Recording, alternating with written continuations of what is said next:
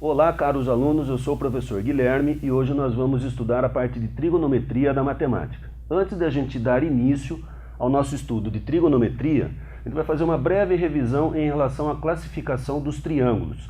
Os triângulos eles podem ser classificados quanto aos seus lados ou quanto aos seus ângulos. Em relação aos seus lados, todo triângulo que possuir os seus três lados iguais, ele é chamado de triângulo equilátero. Se um triângulo possuir dois lados iguais e um terceiro lado diferente, ele é chamado de triângulo isósceles, e um triângulo que possui os seus três lados diferentes, ele é chamado de triângulo escaleno. Em relação aos ângulos, um triângulo que possuir os seus três ângulos agudos, ele é chamado de triângulo acutângulo. Um triângulo que possuir um ângulo obtuso, ele é chamado de obtusângulo, e um triângulo que possuir um ângulo reto, ou seja, um ângulo exatamente igual a 90 graus, ele é o famoso triângulo retângulo. Ou seja, tudo que nós formos estudarmos na trigonometria só será válido a sua aplicação se o triângulo ele for um triângulo retângulo. Pois bem, no triângulo retângulo, os seus lados recebem nomes especiais de catetos e hipotenusa. Ou seja, todo triângulo possui dois catetos e uma hipotenusa. Para a gente diferenciar, a gente vai usar sempre dois termos na trigonometria que é de fundamental importância a gente diferenciá-los, que é o termo oposto e adjacente. Associe sempre o que for oposto com o que está na tua frente e associe o que está ao lado vizinho como sendo adjacente. Então, em relação a esse triângulo retângulo, note que os lados B e C, eles são vizinhos, eles são grudados ao lado do ângulo reto. Portanto, eles são chamados de catetos. Já o lado que está oposto ao ângulo reto, ou seja, na frente do ângulo reto, que no caso é o A, ele é chamado de hipotenusa. Então a hipotenusa sempre será o lado que está oposto ao ângulo reto e os catetos são os lados que estão adjacentes ao ângulo reto, ou seja, os lados que formam um ângulo reto.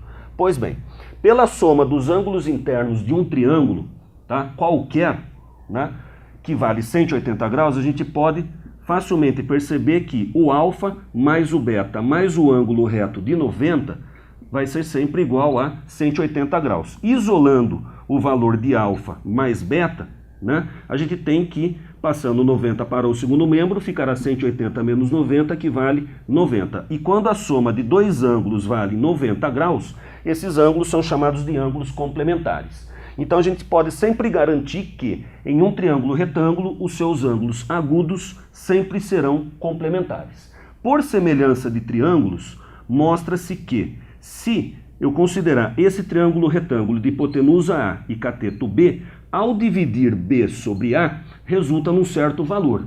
Se eu traçar uma reta paralela em relação ao B, nós teremos aqui um cateto menor e uma hipotenusa menor. Ao dividir esse segmento pelo essa hipotenusa menor, também resultará no mesmo valor inicial. Ou seja, se eu pensar em dividir esse cateto por essa hipotenusa, ou com o mesmo raciocínio fazer o outro cateto pela hipotenusa, ou também ainda dividir cateto pelo cateto, né, acaba-se definindo o que a gente vai chamar de relações trigonométricas, que foram batizadas de seno, cosseno e tangente. Tá? Porém, foi definido, né, como sendo o seno a relação, a divisão entre um cateto por uma hipotenusa, mas a gente precisa diferenciar esses dois catetos. Então é por tal motivo que a gente sempre define seno, cosseno e tangente em relação a um ângulo. Então se eu pensar em trabalhar em relação ao ângulo alfa, nós vamos aqui definir o seno de alfa, o cosseno de alfa e a tangente de alfa. Porém, em relação a este ângulo alfa, note que o B ele está na frente do ângulo alfa, portanto ele é chamado de cateto oposto. Em relação ao ângulo beta, note que o meu cateto oposto seria o C. Porém, em relação a alfa, o B ele é cateto oposto, o C ele é chamado de cateto adjacente. Em relação a beta, o meu C ele é o cateto oposto e o B ele é chamado de cateto adjacente. Então foi definido que o seno é dado pela relação entre o cateto oposto pela hipotenusa. Em relação ao beta, quem é o meu oposto? O B. Pela hipotenusa, que é o A, portanto, B sobre A.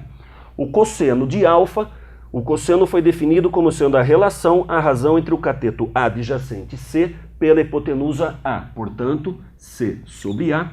E a tangente foi definida como sendo cateto oposto pelo cateto adjacente, portanto, B sobre C.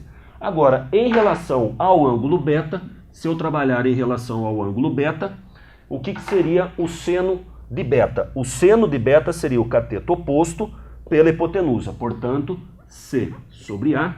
O cosseno de beta, adjacente B pela hipotenusa A, portanto, B sobre A.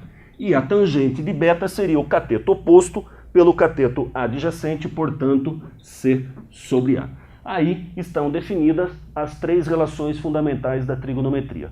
Bons estudos e um grande abraço.